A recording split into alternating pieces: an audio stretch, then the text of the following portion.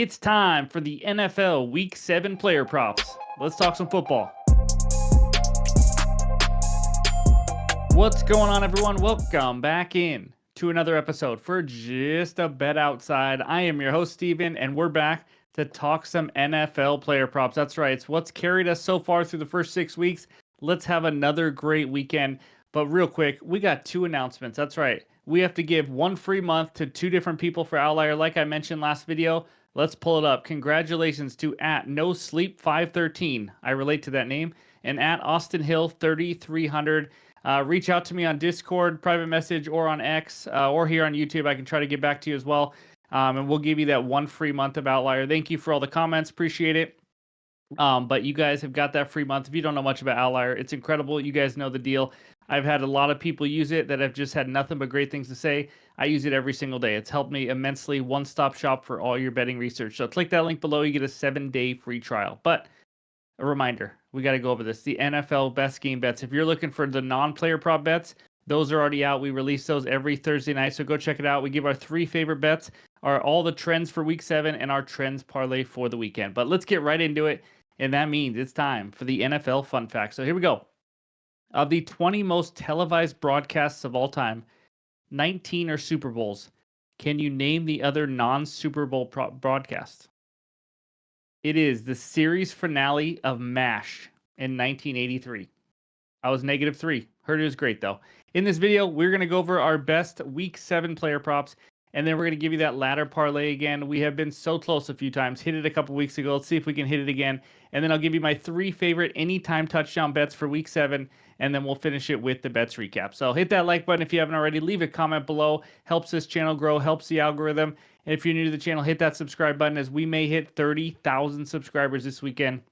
This community has been absolutely awesome as we start our 3rd year on the channel. But let's get it started, and that means it's player prop time. All right, here we go. We start out with a wide receiver for player prop number 1. Give me Tyreek Hill, Cheetah, over 55.5 receiving yards at -113 on FanDuel, 1 unit play.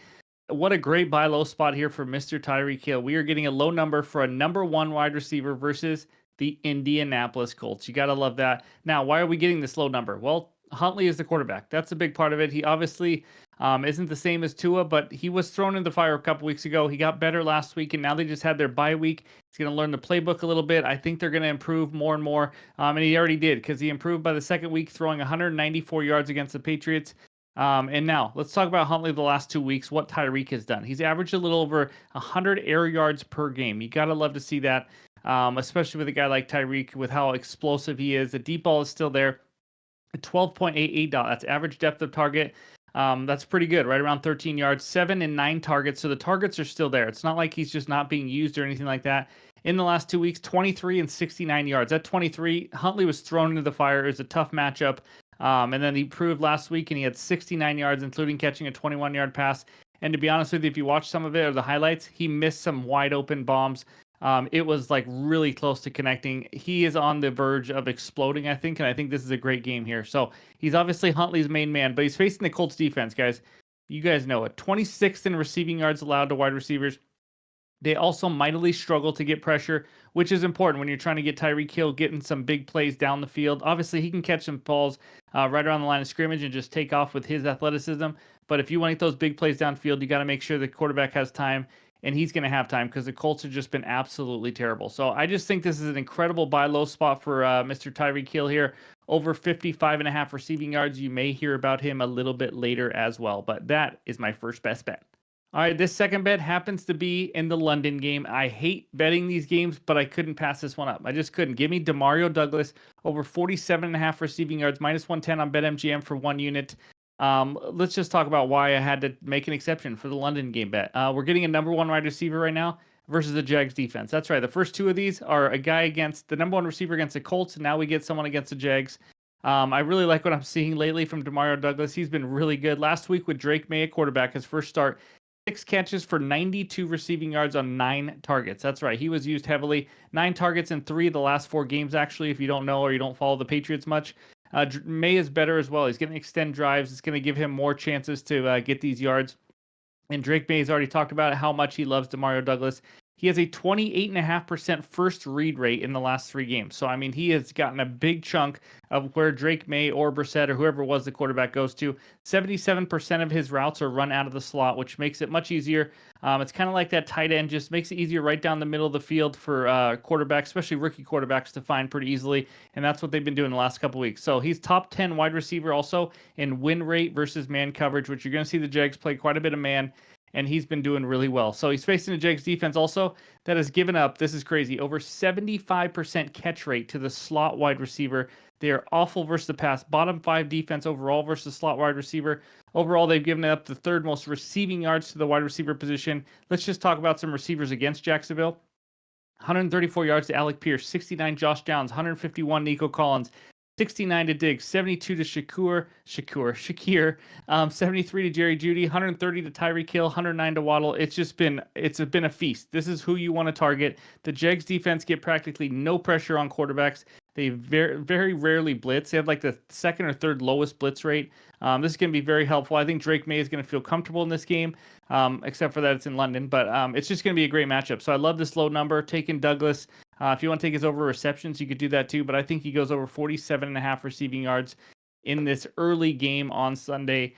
And that is my second best bet. All right, prop number 3 is a quarterback. Give me Geno Smith of my Seattle Seahawks over 24.5 completions at plus 100 on ESPN bet. 1 unit play. Let's dive right into Outlier and check out some of these numbers for him. We're going to go 2024, see what he's done on the season, and looky. He's over this line in 5 straight games since week 1. 28 or more completions in 4 of those 5, 30 or more in 3 of those 5. He is averaging 31 completions in his last 5 games. I just need 25. That's it. He's the leader in passing yards in the NFL this season through 6 weeks for a reason. He throws it a lot, and he's been good. But let's talk the matchup over there. Now you get 2 different numbers over there. But looky what we have here. No team has given up a higher completion percentage in the entire NFL than the Atlanta Falcons. That's right. They're absolutely dead last. You got to love that. So let's talk some quarterbacks versus the Falcons now. 3 of the last 4 quarterbacks have gone over this number. A big reason is because the Falcons offense has been dominating lately. That helps because they're in a bunch of shootouts. You're going to get a lot of pass attempts. At the very beginning of the season, they were playing slower. They weren't doing much on offense. The other team could play more conservative. That's not the case. I see a shootout in this one. We have a high total for a reason. Obviously, shootouts, more pass attempts, but the last 3 to go over. How about Andy Dalton, Derek Carr, and Patrick Mahomes on completion? So let's talk about that Falcons defense. They like to play 2 high safety. They funnel things to the middle of the field. If you don't watch them, that's what they do. They don't want to get beat deep, and that just means they allow a ton of yards and a lot of easy completions, and that's why they've given up the highest completion percentage in the entire NFL. They've given up the 9th fewest pass yards per attempt because they're shorter passes, like I mentioned. I don't care how far the passes go. They could go right to the line of scrimmage. It's still a pass completion. Falcons also have the 2nd lowest time of possession. This means more time for the Seahawks. How many times have we bet player props where the other team has the ball for like 35 to 40 minutes and your guy never gets on the field? It is frustrating. It can always happen. Obviously, it can still happen here, but they have the 2nd lowest time of possession. Hopefully, more time for the Seahawks. Falcons play fast. They have the 4th fewest seconds per play at 26.8 seconds between plays. And you like to see a fast-paced game if you're betting overs, obviously. They can score quick also. Geno has had plenty of chances to go, is going to have plenty of chances to go over this number, in my opinion. Like I said, it's the game script to me, it means it's a shootout. I have an over on the Trends Parlay already for this weekend. I think we're going to get a ton of throws here. I think a lot of people could have success. Could be DK, could be JSN, could be Lockett. It doesn't matter. I just need pass completion. So I don't mind the pass attempts either. That was something else I was looking at. But with the way Atlanta plays defense and allows just those easy high percentage completions, as long as Geno just takes what the defense gives him, I love him to get 25 or more completions for the 6th straight game, and that is my 3rd best bet. All right, this 4th one moves us out to the tight end position. That's right. Give me Brock Bowers over 59.5 receiving yards, minus 110 on Bet365. Bowers has been absolutely elite this season as a rookie. Let's dive into Outlier and look at some of the numbers now. So we'll go 2024 right there, and we'll check out that he has gone over now in 3 of the last 6. But look at those last 2 games. Well over in the last 2 games now that Devontae Adams is out of the picture. And oh, by the way, there's going to be no Jacoby Myers in this game as well. So he is going to be the main target. In the last 2 games that you see those big old green bars there, he's had an incredible 12 and 10 targets. It's been absolutely crazy. Volume is through the roof. This guy is a top 3 tight end in this league. He just flat out is. As a rookie, it's weird to say, but he is so incredibly good. Now let's look at this dream matchup for him over here on the right side. You got the Rams. We already clicked versus tight ends. 30th. That's right. They're giving up the third most receiving yards to the tight end position. Linebackers, safeties, it doesn't matter. They are struggling to defend the middle of the field, especially tight ends. Now let's look at some target share numbers there at the bottom for Brock Bowers. And you'll see right there, he's number one. I mean, he's practically a receiver, guys. 22.5% target share, but it's much higher than that now that Adams and Myers are going to be out. Adams obviously traded, Myers out with an injury. I'm expecting 10 plus targets. As you can see, the next closest guy right now is Trey Tucker at 13.2%. He is going to get a ton of volume. The Raiders should be playing from behind in this game because they usually are in general, but they're 7-point underdogs. Rams also, this is crazy about their defense.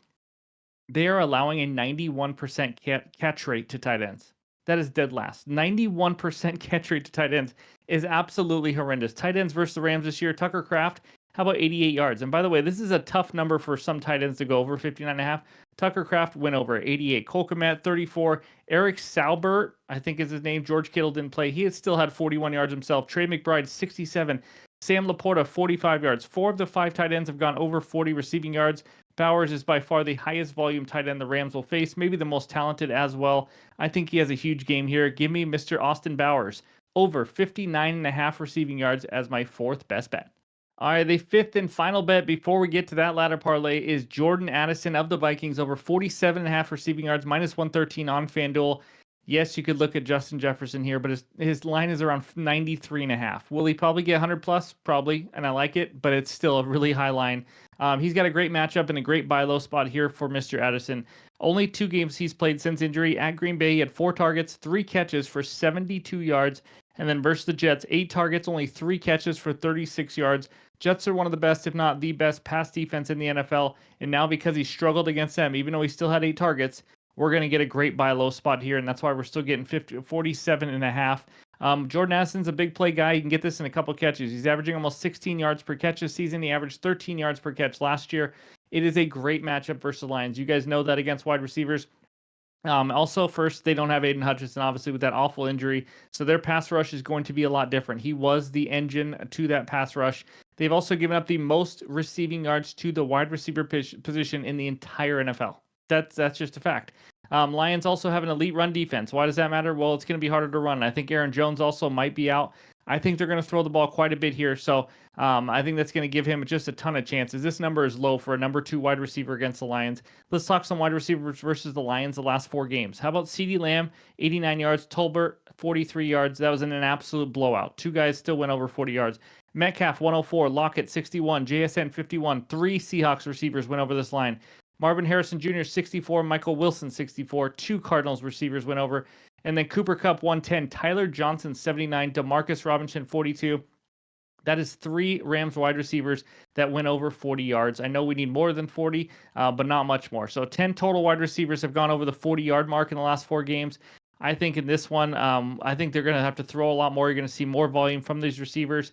That's why you're seeing this 47.5 line, and it is still not high enough. So give me Jordan Addison over 47.5 receiving yards as my 5th and final bet. And now let's get to the ladder parlay. All right, we've made 4 ladder parlays so far. We've hit one of them, but all 8 of those players have gone over the original line. Let's at least get that, but let's hit a ladder parlay. Here we go, plus 451 on ESPN Bet. I'm putting a half unit on it.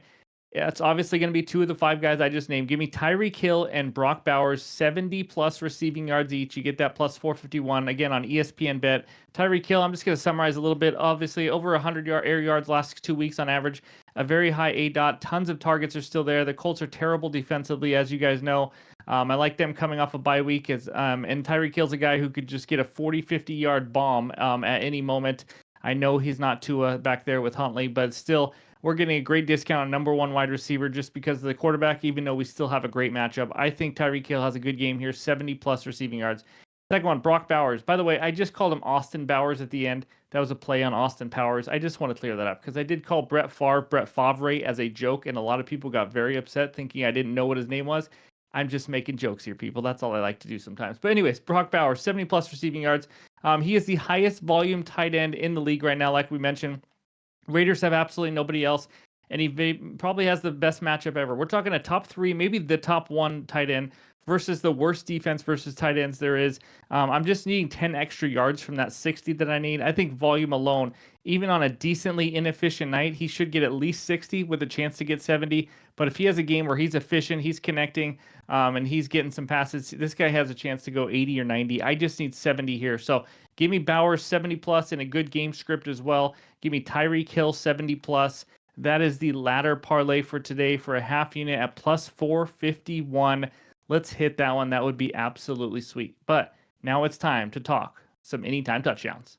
All right, we got 3 anytime touchdown bets. We got some value here, some big plus money. Let's get some winners. George Kittle, anytime touchdown, quarter unit. These are quarter unit each, not parlayed together.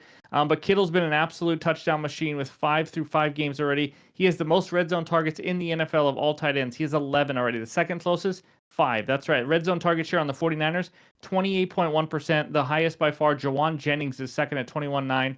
Now facing the Chiefs, they've given up 2 touchdowns to the tight end position. Surprisingly, the 6th most already because not a lot of tight ends are scoring.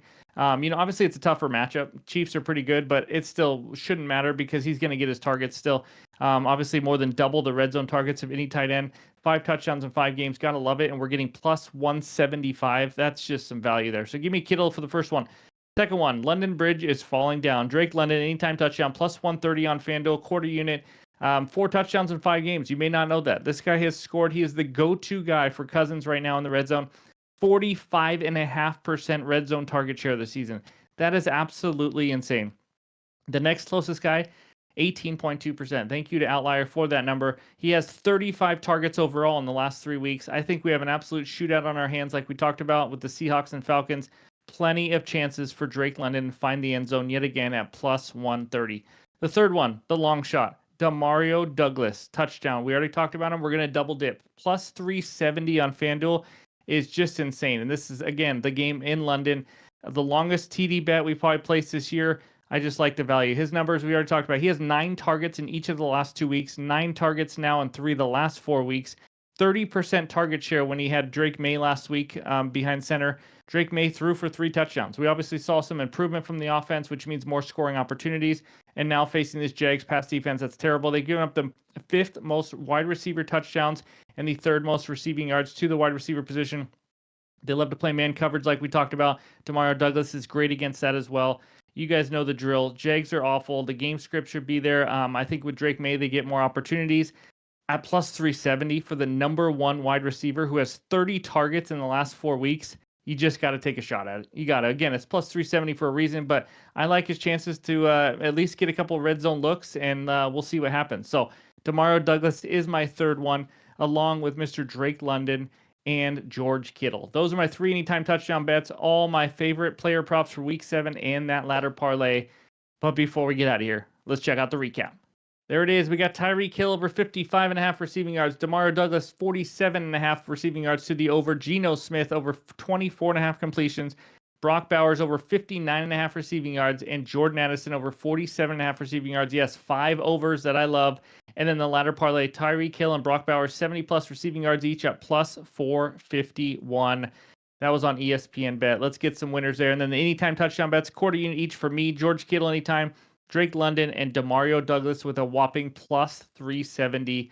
That would be a pretty awesome sweep, but honestly, we just need to hit 1 or 2 and we get some profit there. So those are the player props for week 7. Thank you guys for watching. I appreciate it. Again, the NFL game bets are already out with trends and totals and different bets that I like there.